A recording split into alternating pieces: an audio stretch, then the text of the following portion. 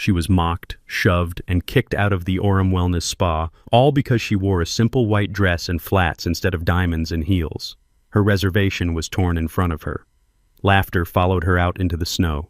The next morning, her husband's private jet landed on the mountain. Not just any jet, the custom G800 with E stone etched in silver. And when he stepped out, the same people who called her trash the day before couldn't breathe. They thought she was nobody. They were dead wrong. Snow swirled through the jagged peaks of the Swiss Alps, dusting the glass walls of the Orem Wellness Spa with crystalline flecks that sparkled like diamonds. Inside, the air was thick with the scent of eucalyptus and the hum of exclusivity. Guests draped in cashmere robes sipped matcha lattes while attendants applied 24-karat gold facial masks. Ella Stone stepped through the heavy doors, her white cotton dress fluttering softly against her knees, her flats silent on the marble floor. Her dark hair was swept into a loose half-up style, her face bare of makeup, radiant but weary from weeks spent knee-deep in floodwaters, rebuilding a village in East Africa. She carried no purse, no jewelry, just a quiet grace that seemed to clash with the opulence around her. The receptionist's eyes narrowed, her lips curling into a sneer. "I'm sorry, this is a luxury spa, not a donation drop-off." Laughter rippled through the lounge and Ella's heart tightened. She hadn't come for their approval. She'd come for rest. But what happened next would leave this mountaintop trembling. The Orem Wellness Spa was a fortress of privilege perched at 8,000 feet, accessible only by private helicopter or a winding road reserved for the world's elite. Its guest list was a who's who of royalty, CEOs, and celebrities, each vetted through a Royal Gold Tier membership or a coveted invitation. Ella, at 32, didn't look the part. Her dress, simple and unbranded, bore faint creases from her suitcase. Her shoes, practical and worn, squeaked faintly against the polished floor. But her beauty, natural, unadorned, drew attention, though not the kind she sought. She approached the reception desk, her hazel eyes steady, her voice soft but clear. "Good afternoon," Ella said, offering a small smile. "I have a reservation under Ella Stone." The receptionist, a woman named Claire with sleek blonde hair and a diamond-studded name tag, barely glanced up from her screen. Her fingers paused mid-type and she tilted her head, assessing Ella with undisguised disdain. "A reservation?" Claire repeated, her tone sharp enough to cut glass.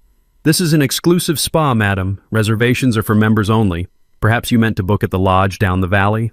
Ella's smile didn't waver, though her fingers tightened slightly around the phone in her hand. "No, I'm certain it's here. I booked online last week. Could you check again, please?" Claire sighed, her manicured nails tapping the keyboard with exaggerated slowness. Guests in the nearby lounge, women in designer loungewear, men with Rolexes glinting, turned to watch, their murmurs growing louder. A woman with a platinum bob, her face shimmering with gold flakes, leaned toward her companion. "Who is she?" she whispered, loud enough for Ella to hear. "Looks like she walked here from a tent." Her friend, a man in a tailored blazer, chuckled.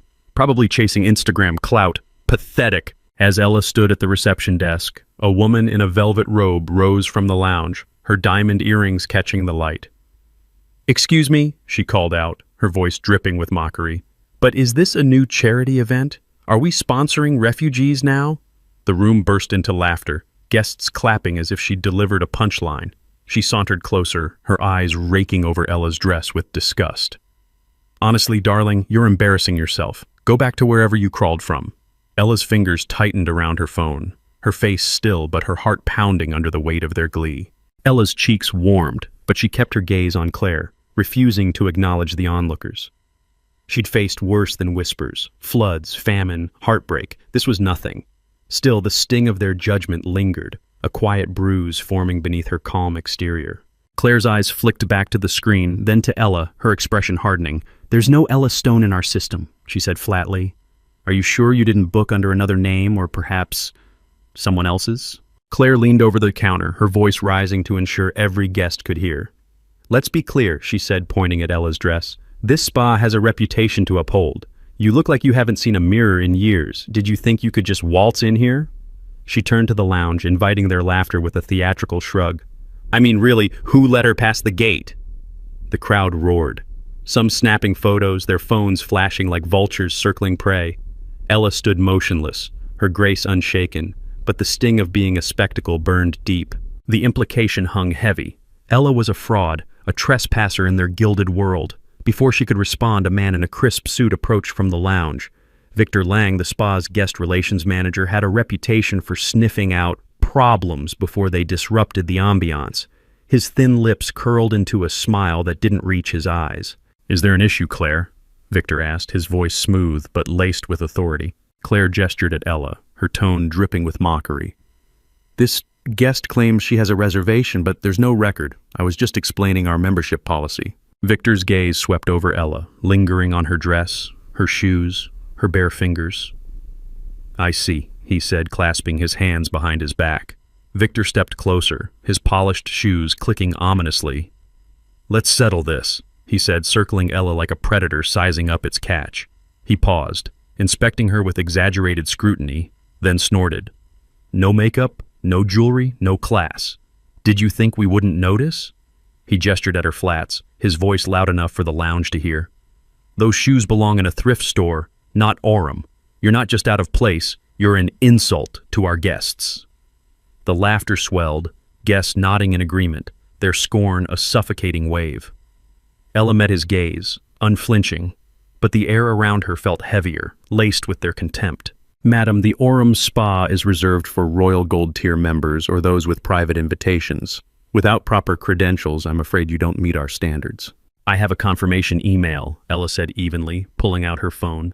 She opened the message, displaying a booking code and payment receipt. "It's right here." Victor didn't bother looking at the screen. He waved a hand dismissively, as if swatting away an insect. "Emails can be fabricated," he said, "or borrowed. Our system is final. You're not in it."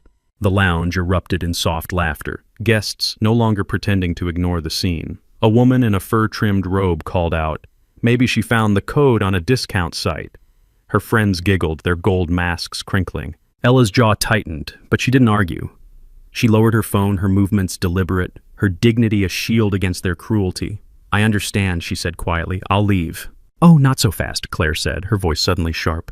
She nodded toward a security guard stationed near the entrance, a burly man named Rolf with a buzz cut and a scowl. "We don't tolerate gate crashers. Rolf will ensure you find your way out."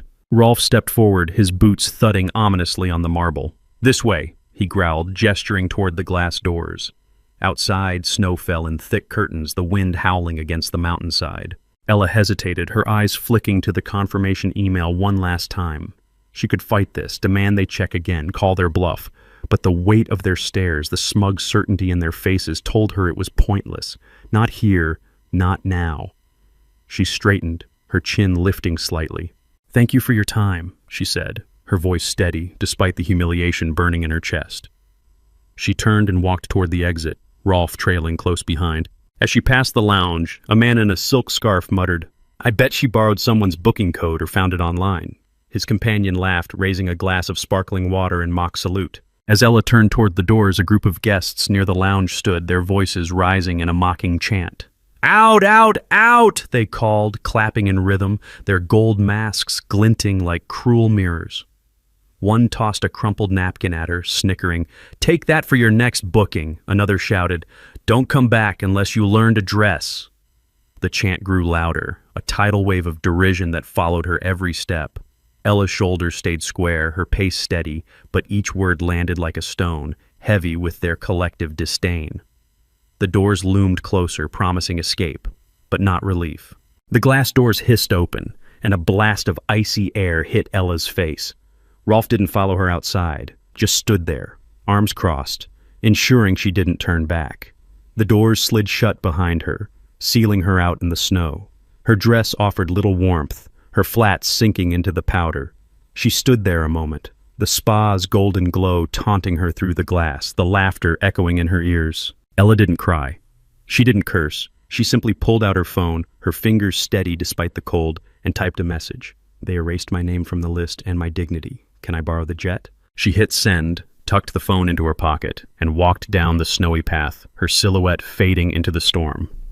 Behind her, the spa carried on, oblivious to the reckoning that was coming. The nearest village, a cluster of chalets 10 miles down the mountain, was quiet when Ella arrived. She'd hitched a ride with a kind delivery driver who'd taken pity on her shivering form.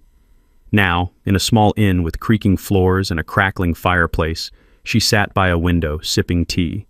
Her dress was damp, her hair matted, but her expression was calm, resolute. She wasn't angry for herself. She was angry for anyone who'd ever been dismissed, judged, discarded for not fitting a mold. The spa's cruelty wasn't personal, it was systemic, and that was what she'd change. Her phone buzzed, a reply from Ethan. "Jet's on its way, be there tomorrow. Love you." Ella smiled faintly, setting the phone down. She didn't need to explain further. Ethan would understand. He always did. Ethan Stone was a name that carried weight across continents. At 40, he was the CEO of Stone Medical Technologies, a global empire that revolutionized healthcare with AI-driven diagnostics and affordable prosthetics. Forbes ranked him among the world's top 5 billionaires, but his wealth was only part of his power. His influence, quiet, unshakable, shaped policies, funded hospitals, and silenced critics. He avoided the spotlight, letting his work speak for itself, but when he moved, the world noticed. And right now he was moving for Ella. They'd met 12 years ago, when Ella was a volunteer nurse in a war-torn region, and Ethan was delivering medical supplies. Her courage, her refusal to bow to chaos, had drawn him in. She'd never cared about his money, only his heart. Together, they'd built a life of purpose, her leading relief efforts, him innovating to save lives. Their wealth was a tool, not a status, and Ella's simplicity was her strength, a choice to stay grounded despite their billions. Back at the spa, the morning dawned crisp and clear, the snow glittering under a pale sun. Guests lounged in heated pools, their laughter floating through the alpine air. Claire was at her post, her smile practiced as she greeted a prince from Dubai. Victor circulated among the elite, ensuring every whim was met. Rolf stood by the doors, his presence a silent warning to outsiders. At 10:03 a.m., a low rumble broke the tranquility. Heads turned, eyes squinting toward the horizon. A sleek Gulfstream G800, its matte black finish gleaming, descended toward the private airstrip 3 miles away. The name E. Stone was etched in silver on its tail, unmistakable to anyone who knew power. Whispers spread through the spa like wildfire. "Is that Stone's jet?" a guest murmured, clutching her robe. "Ethan Stone, here?" Claire's smile faltered, her fingers hovering over the keyboard. Victor froze mid-conversation, his eyes darting to the windows. Rolf shifted uneasily, sensing a shift in the air. A convoy of black SUVs rolled up the mountain road, their tires crunching the snow. Security personnel in tailored suits poured out, forming a perimeter around the spa's entrance.